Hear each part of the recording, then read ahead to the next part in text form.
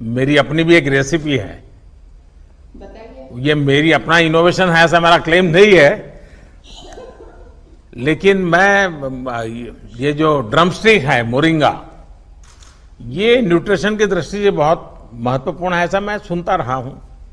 तो फिर मैं खुद उसके परोठे बनाता था और मैं उसके परोठे खाता था, और मेरे सप्ताह में 1-2 बार आज भी मैं इसका उपयोग करता हूं। और आज मुझे लगा है, और आपने हैशटैग की चर्चा की है, तो मैं भी मेरी ये रेसिपी जरूर पब्लिक के लिए रखूंगा। बिल्कुल।